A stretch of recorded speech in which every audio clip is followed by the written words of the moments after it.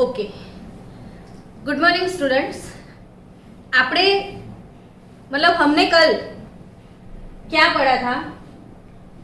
तो कल का हमारा टॉपिक था एलिवेशन इन बॉइलिंग पॉइंट, यानी कि कोई भी प्योर सॉल्वेंट अगर उसमें हमने डिजॉल्व इम्प्योरिटी ऐड किया, सॉल्यूशन बनाया, तो डेफिनेटली उसका बॉइलिंग पॉइंट इंक्रीज होता है। और जो इंक्रीज हमको मिलता है डेल्टा टीबी, जिसको हम बोलते थे एलिवेशन इन बॉइलिंग पॉइंट, वैसे ही सेम अगर कोई सॉल्वेंट में कोई डिजॉल्व इम्प्योरिटी ऐड की जाती है तो बॉइलिंग पॉइंट हमेशा इंक्रीज होता है, वैसे ही सेम फ्रीजिंग पॉइंट डिक्रीज हो जाता है। अगर इंक्रीज होता है तो उसको एलिवेशन बोलते हैं, डिक्रीज होता है तो उसको डिप्रेशन बोलते हैं। तो इंक्रीज को एलिवेशन, डिक्रीज को डिप्रेशन। तो ये चीज माइंड सेट करो कि बॉइलिंग पॉइंट इंक्रीज होता है और फ्रीजिंग पॉइंट जो है वो डिक्रीज होता है। अब फ्रीजिंग पॉइंट डिक्रीज क्यों होता है? तो सबसे पहले ये जानने के लिए समझना पड़ता है कि फ्रीजिंग पॉइंट क्या है। जैसे कल मैंने बॉइलिंग पॉइंट का आपको डेफिनेशन पढ़ाया था कि बॉइलिंग पॉइंट वन वर्ड में हम बोले तो क्या बोल देते हैं बॉइलिंग पॉइंट के लिए? तो जिस टेम्परेचर पे लिक्विड बॉइल होता था वो बॉइलिंग पॉइंट था। लेकिन जब उसका डेफिनेशन बोलना था तो डेफिनेशन में हमने क्या बोला था कि specific temperature at which vapor pressure of any liquid become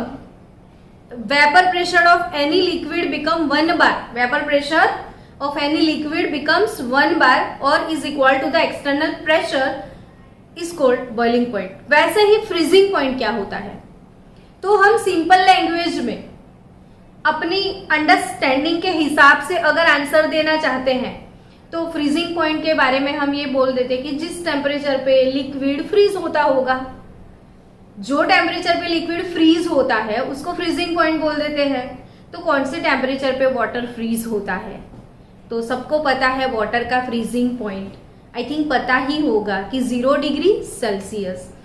बहुत बार ऐसा होता है कि 12th में स्टूडेंट होते हैं, 12th तक कितनी बार लो स्टैंडर्ड्स में हम पढ़ चुके होते हैं कि वाटर का बॉइलिंग पॉइंट क्या होता है, वाटर का फ्रीजिंग पॉइंट क्या है। तो भी ना 12th में कई बच्चे ये आंसर नहीं दे पाते हैं। तो हमारे क्लास के स्टूडेंट्स ऐसे नहीं होने चाहिए जिसको ये ना पता हो कि फ्रीजिंग पॉइंट कितना है और बॉइलिंग पॉइंट कितना है। तो फिर से एक बार ध्यान से सुन लो, वाटर का बॉइलिंग पॉइंट 100 डिग्री सेल्सियस और केल्विन में 373 केल्विन, और वाटर का फ्रीजिंग पॉइंट 0 डिग्री सेल्सियस और केल्विन में 273 केल्विन। क्योंकि क्वेश्चंस जब आएंगे, एमसीक्यूज आपको सॉल्व करने हैं, तो सीधा आपको क्वेश्चन आएगा कि calculate the boiling point of solution or calculate the freezing point of solution. तो वहां पे अगर एज अ सॉल्वेंट वाटर है तो आपको इंफॉर्मेशन में बॉइलिंग पॉइंट, फ्रीजिंग पॉइंट नहीं दिया जाएगा। तो ये चीज आप याद रखना। अब फ्रीजिंग पॉइंट, तो आप फ्रीज करोगे किसको? आइस को। तो आइस कौन से टेम्परेचर पे? चलो, वाटर टू आइस मुझे मूव होना है, वाटर टू आइस। तो अगर मुझे वाटर टू आइस मूव करना है, यानी कि मुझे लिक्विड स्टेट से सॉलिड स्टेट में जाना है, तो मुझे लिक्विड को फ्रीज करना पड़े। तो वाटर कौन से टेम्परेचर पे फ्रीज होता है? 0 डिग्री सेल्सियस पे वो आइस में कन्वर्ट होता है। तो freezing point of water that is 0 degree Celsius. But अगर कहीं मुझे आइस से लिक्विड में आना है, I want to move ice to liquid, यानी कि सॉलिड स्टेट से मुझे लिक्विड स्टेट में जाना है, सॉलिड टू लिक्विड फेज में मुझे कन्वर्ट होना है, तो यहाँ पे आइस को मेल्ट होना पड़ेगा। तो मेल्टिंग पॉइंट, आइस मेल्ट होता है जो टेम्परेचर पे आइस का मेल्टिंग हो जाता है, तो उसको मेल्टिंग पॉइंट बोलते हैं। तो यहाँ पे आइस का मेल्टिंग पॉइंट भी 0 डिग्री सेल्सियस ही है। कितना अमेजिंग है ना। वाटर का फ्रीजिंग पॉइंट तो 0 डिग्री सेल्सियस, आइस का मेल्टिंग पॉइंट तो भी 0 डिग्री। तो मेल्टिंग बोलो तो 0 डिग्री, फ्रीजिंग बोलो तो 0 डिग्री, यानी सीधा आपको दिख रहा है कि यहाँ पे लिक्विड फेज और सॉलिड फेज दोनों इक्विलिब्रियम में है। लिक्विड फेज और सॉलिड फेज, तो लिक्विड और सॉलिड दोनों कौन सी कंडीशन में है? इक्विलिब्रियम में है। तो यहाँ पे फ्रीजिंग पॉइंट क्या है? तो फ्रीजिंग पॉइंट ऑफ सब्सटेंस, कल ये डेफिनेशन 100% आपको लर्न हो जानी चाहिए। तो freezing point of substance, solvent और solution, whatever the substance, may be solvent, may be solution, any of them, is a temperature at which the solid and liquid phase, ये चीज ध्यान से देखो, solid और liquid phase of the substance are in equilibrium। यहाँ पे कौन सा कंडीशन है? इक्विलिब्रियम, यानी 0 डिग्री सेल्सियस पे वाटर आइस में कन्वर्ट होता है और 0 डिग्री सेल्सियस पे आइस वाटर में जाता है। तो यहाँ पे एग्जैक्टली 0 डिग्री सेल्सियस पे ये दोनों फेज इक्विलिब्रियम में है। सो अगर both the phases are in equilibrium and that temperature, the vapor pressure of the substance are same। वो स्पेसिफिक टेम्परेचर पे दोनों का वेपर प्रेशर सेम होगा, तो उसी टेम्परेचर को हम क्या बोलते हैं? Freezing point.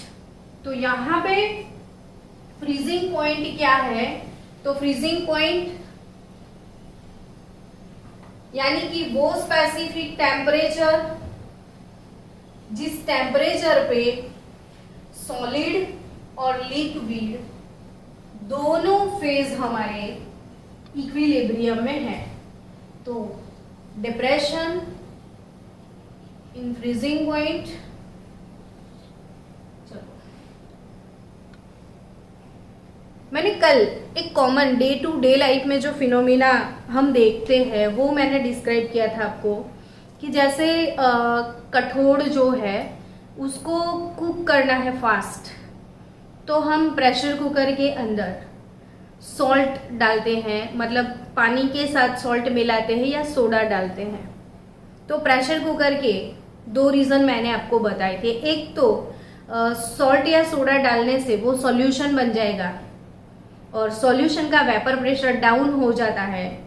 तो पानी में अगर सॉल्ट सोडा डालने से वेपर प्रेशर डाउन हो गया और उस वेपर प्रेशर को एक्सटर्नल प्रेशर जितना होने के लिए जो टेम्परेचर चाहिए, जिसको बॉइलिंग पॉइंट बोलते हैं, अब वो कुकर पे हम लीड लगा देते हैं। ड्यू टू ढक्कन उसके अंदर का प्रेशर बढ़ जाता है, तो उसका एक्सटर्नल प्रेशर बहुत ही ज़्यादा है। तो वो एक्सटर्नल प्रेशर गेन करने के लिए पानी को बहुत हाई टेम्परेचर पे बॉईल होना पड़ेगा और वो कठोर या जो भी फूड हम उसमें डालते हैं वो जल्दी कुक हो जाता है।